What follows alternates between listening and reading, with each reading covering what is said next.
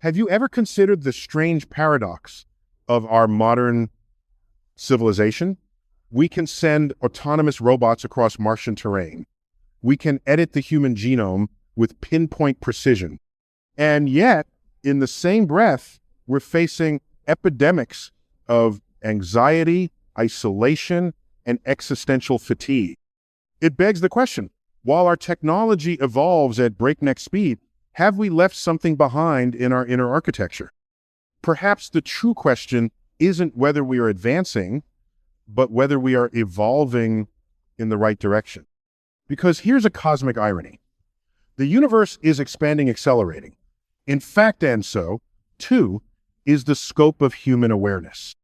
Not necessarily in how much we know, but in how deeply we feel the gaps in what we don't. You might not see it on a satellite feed or in a lab result, but you sense it in quiet moments, in the dissonance between your routines and your yearning for meaning. This isn't mysticism, it's a data point. The internal landscape of consciousness, though harder to quantify, still leaves a pattern, just like dark matter leaves gravitational effects we can map. Now, in quantum physics, we have a concept, the quantum leap. It's not a gradual process. It's sudden. One moment, a particle occupies one state. The next, it's somewhere else entirely without traversing the space in between. What if, in some metaphorical sense, human consciousness behaves the same? What if, at certain thresholds, we don't evolve incrementally, we jump? How would we know? Not with fanfare or lightning bolts, but through subtle empirical clues. And that's where the science begins. Let's start with dissonance. You go through life checking boxes, hitting deadlines, meeting metrics, yet something feels off. As though you're participating in a system optimized for productivity but blind to purpose. Like being a sentient algorithm running someone else's code. That quiet discontent, that's not a failure of motivation, it's the first spark of metacognition. The moment you stop being a reactive organism and begin to observe your own operating system, it's a threshold. Next comes gravitational reorientation, not in space, but in values. You start caring less about status and more about substance, less about applause, more about alignment. It's not a moral choice, it's a neurological one. Studies in neuroplasticity suggest that new patterns of thought literally reshape cortical architecture. The brain rewires when it finds a better model of reality. Like particles pulled by unseen mass, you feel yourself drawn to coherence, meaning truth, beauty, not for profit, but because the mind evolved not just to survive, but to make sense of its own existence. Then there's temporal distortion. Hours blur during meaningless activity, but moments of insight, they stretch feel timeless. It's not just poetic. Einstein taught us time is relative to velocity and gravity. And maybe, just maybe, conscious attention has gravity of its own. The deeper the thought, the slower the moment seems to move. When your cognition aligns with high-order thinking philosophy, compassion, all your perception of time shifts. That's not magic. It's physics meeting neuroscience. As your awareness deepens, the illusion of separation begins to dissolve. You start noticing that the pain of others is not data, it's resonance. You don't just read statistics on suffering, you feel the ripple. Why? Because biologically, we are entangled systems. Empathy, as it turns out, is not just a virtue, it's an evolutionary advantage. In cosmology, every atom in your body was forged in a supernova. The calcium in your bones, the iron in your blood. You are quite literally composed of stellar remnants. Connection isn't a metaphor, it's atomic reality. And then a new kind of question arises. Not what can I extract from the world, but what am I contributing to it? Not what can I accumulate, but what can I elevate? This marks the shift from egocentric cognition to what cognitive scientists call integrated complexity. A brain that sees not just cause and effect, but systemic feedback.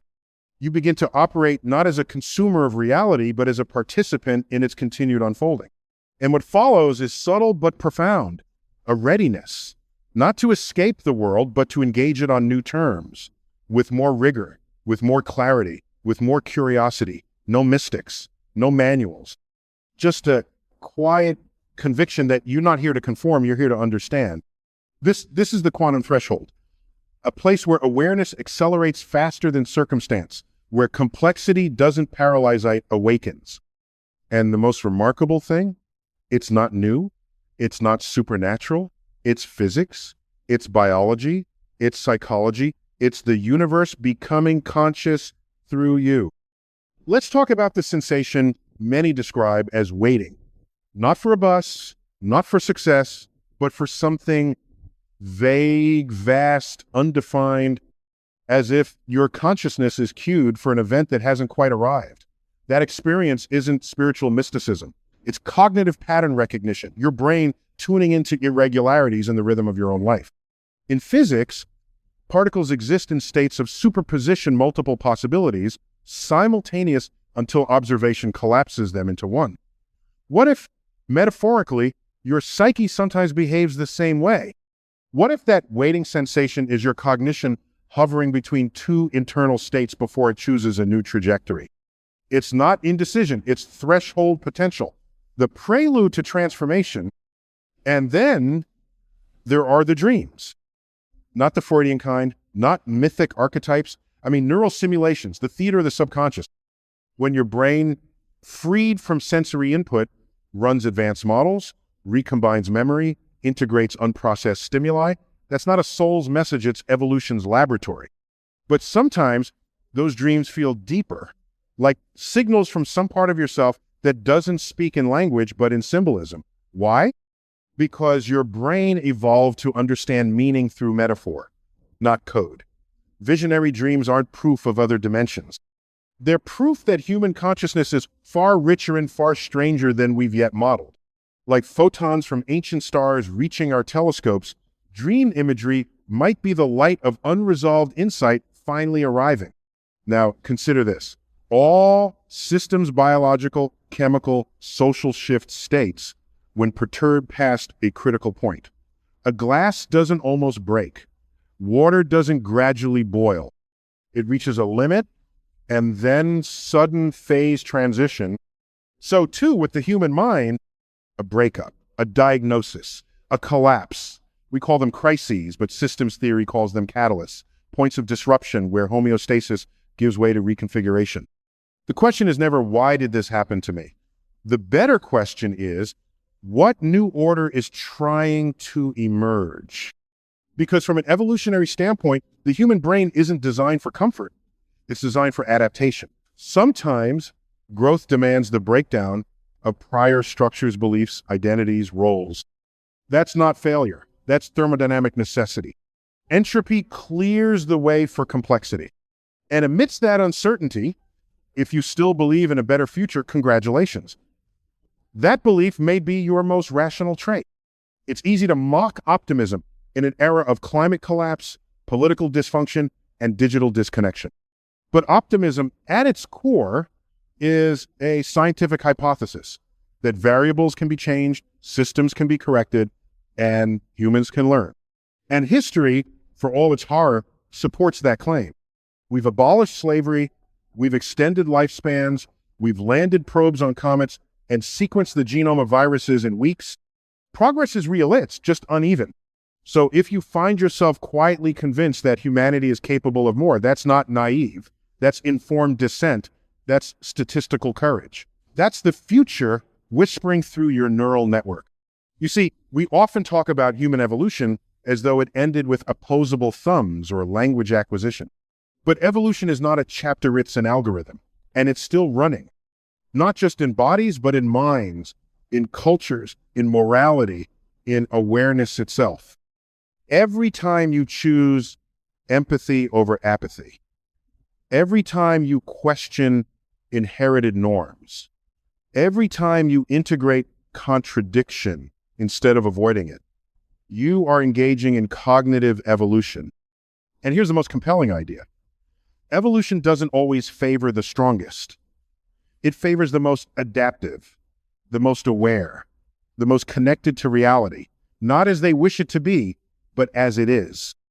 In that light, consciousness isn't a side effect, it's a strategy. It's the cosmos exploring its own parameters through self-reflective biology. So what's your role in this grand unfolding? You're not a prophet, not a mystic, not an avatar of higher realms. You are a statistically improbable configuration of atoms and energy with the rare capacity to reflect, choose, and affect. You are a node in the feedback loop of reality. And that means your questions matter. Your voice matters. Your awareness matters, not because it's magical, but because it's measurable. It changes outcomes. It shifts systems. It collapses possibilities into realities. You are not passive stardust. You are active stardust. And the more conscious you become of that, the more coherent the universe becomes through you. In a universe governed by entropy, coherence is a form of rebellion. Think of it. Most systems tend toward disorder. Molecules diffuse, stars burn out, structures decay, and yet life does the opposite. It assembles, it organizes. It builds improbable order from a sea of randomness. Why? Because under the right conditions, complexity emerges. And nowhere is that emergence more radical than in the human brain. Roughly 3 pounds of wet matter, carbon, oxygen, hydrogen structured in such a way that it generates thought, memory, empathy, music, and mathematics. It's not magic. It's the physics of information. And when your thoughts begin to self-align not toward ego, but toward meaning, you're not becoming supernatural. You're becoming more statistically improbable. You're forming a low entropy node in a high entropy universe. That's not mysticism. That's thermodynamic poetry. Now, let's talk about purpose. Not in the mythic sense, not cosmic destiny. I mean, purpose as directional coherence, the alignment of your cognition, emotion, and action toward a state that improves systemic resilience. In biological systems, we call this homeostatic optimization. In human terms, meaning you feel it when your choices reduce internal conflict, when your values match your actions, when the system that is you stops fragmenting and starts integrating. This isn't vague spirituality. This is measurable neuroscience.